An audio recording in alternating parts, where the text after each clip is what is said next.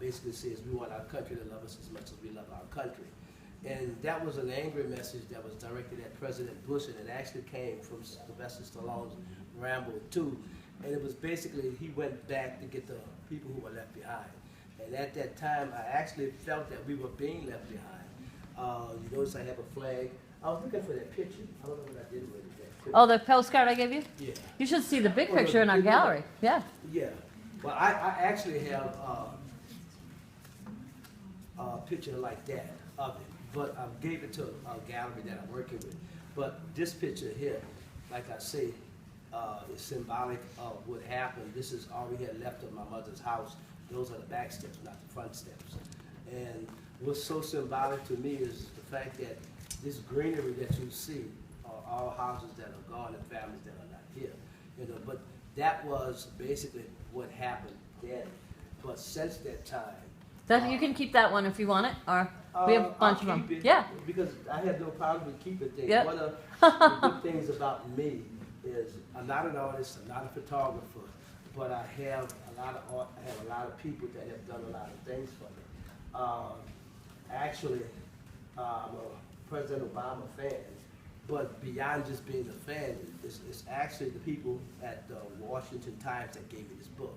Now, I could almost be asked a question about anything, and I have a picture to show for it. And it's not because I've taken pictures.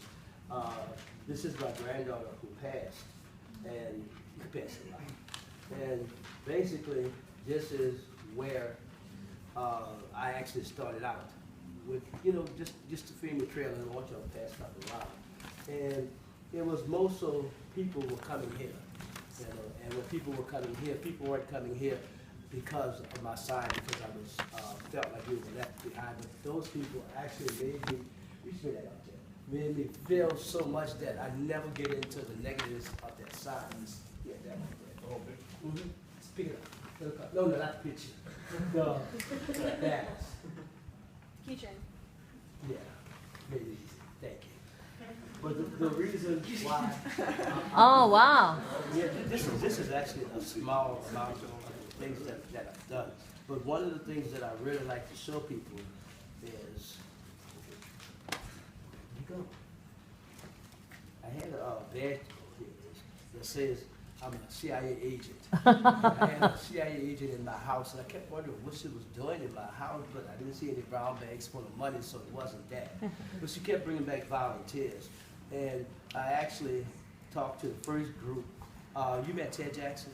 We know Ted Jackson very well, yeah. Okay. Ted actually did the first story on me, and that story actually opened up the door to a lot of the things that I got involved in. And to be perfectly honest, the first group that actually stopped and talked to me was a group from Georgia Tech.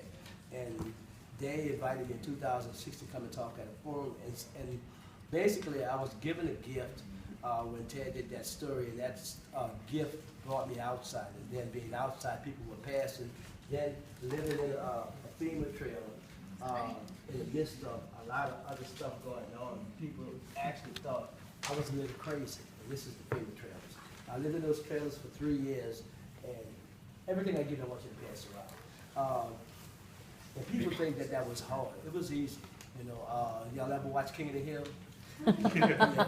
Propane and propane products. I never thought I would know how to cook with propane, but I actually learned how to cook in that FEMA trailer on the propane stove, and I cooked everything from gumbo, red beans, baked turkeys, baked hams, baked cakes, you know, did everything. But basically, we got a chance to come back home. And for us, when you talk about what happened in Hurricane Katrina, we actually floated on the roof of our house. And we actually were in water that was 25 feet deep. And our house literally floated up the street. And what caused all that destruction was just one particular barge that actually was in the canal 3 days prior to the hurricane. And when it came through, it made this area a spillway. But that was, like I say, the tragedy of what Katrina did. This is a good example of what we had going on down here. This is a guy that's volunteering, that in his time when he's not cleaning out houses, he found time to paint. And one of the ladies who shot this picture is a friend of mine. But the whole point of a lot of this is people came down to help. People still are coming down to help.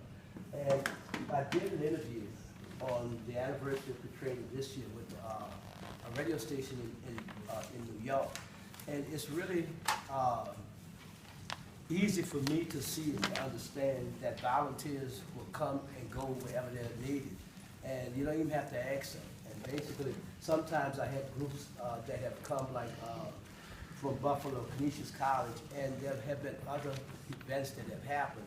So it's really good that people still have a commitment to New Orleans, but that same commitment has also made it possible for them to be as active in other events that happen. So when the things happened in New Jersey, in Staten Island, people didn't realize that people were mobilized and ready, waiting, almost waiting for something to happen to go out and do. So basically, one of the unique things about what we were able to do is the people that I was able to meet. Ted Jackson knows Tyrone Turner, and Tyrone shot this picture from a helicopter.